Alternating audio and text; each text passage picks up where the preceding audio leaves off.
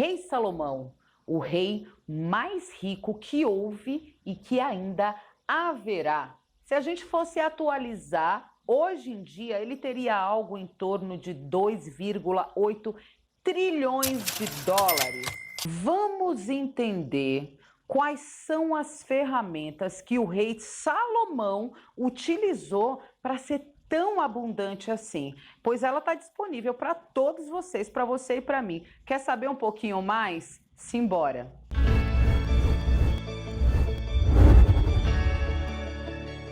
Para você que ainda não sabe, arquétipo é um modelo ideal, é um guia, é um farol, é a perfeição. E quando a gente fala em abundância financeira, não tem para ninguém, é o rei Salomão. Você pode ver que até hoje em dia algumas pessoas utilizam essa figura e com sucesso.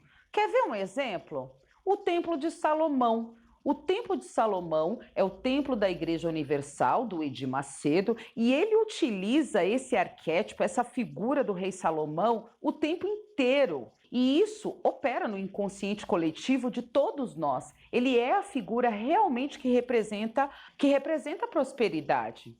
Existem algumas curiosidades sobre o rei Salomão. Primeiro, ele era o 10º filho. Gente, qual é a probabilidade do 10º filho assumir o poder? Pois é, rei Salomão assume porque ele é o predestinado. Ele é predestinado, querido de Deus, tanto que, e assim, um bom menino, um bom garoto, seguir os princípios herméticos. Para quem não conhece os princípios herméticos, eu já deixo aqui a sugestão de vídeo.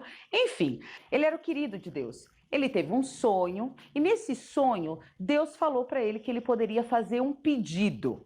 E qual foi o pedido que o rei Salomão fez? Você sabe essa resposta? Vocês conhecem a Bíblia? Deixa aqui nos comentários. Bom, rei Salomão pediu por sabedoria. Veja bem, vocês entendem que sabedoria é diferente de conhecimento?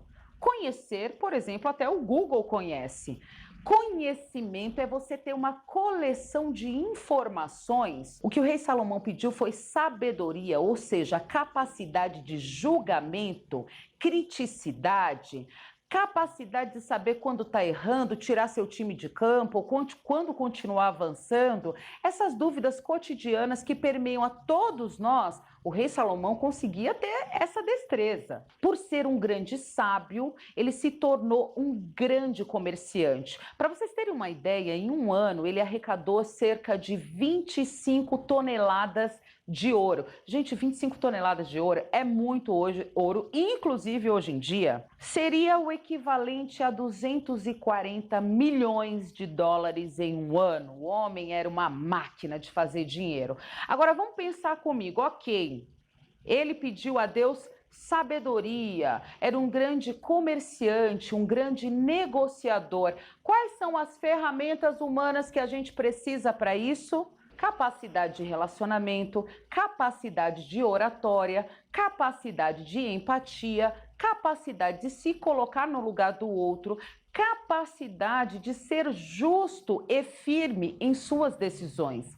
Então, quando a gente pensa em pessoas que estão buscando o arquétipo, o modelo ideal da prosperidade, a gente está falando em desenvolver e trabalhar ferramentas humanas que vão viabilizar isso.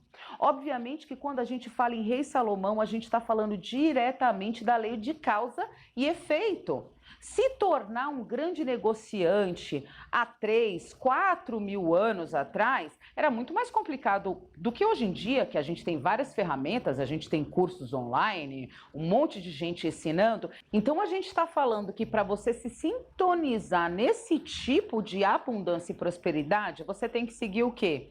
Ritmo, ou seja, tem que estudar. Tem lei de causa e efeito, eu tiro as minhas ideias do plano das ideias e coloco aqui no material. Estar sintonizado com o arquétipo do rei Salomão estar sintonizado com a sabedoria, inclusive a sabedoria do seu eu interior, para você saber distinguir qual é o seu caminho, o que você quer fazer, o que vai ser o caminho mais próspero para você. Então, essa é uma figura realmente poderosa, mas que você tem que desenvolver e trabalhar uma série de outros aspectos para que você consiga ter esse sucesso. Lembrando que a capacidade do rei Salomão, quando a gente fala no modelo, ele é um modelo ideal, perfeito, maravilhoso, divino. A gente tem aquilo, ó, apenas como uma meta, um modelo ideal. Não significa necessariamente que a gente precisa ter a fortuna do rei Salomão, mas se a gente tiver um pouquinho dessa destreza, tá bom demais, não tá, gente? Vamos aí ativar essas ferramentas humanas, trabalhar diariamente seguindo aí o princípio de ritmo, que é possível. Gostaram desse vídeo? Não esquece de se inscrever, isso é muito importante para você receber as atualizações aqui do canal. É isso, muito obrigada a todos, até breve.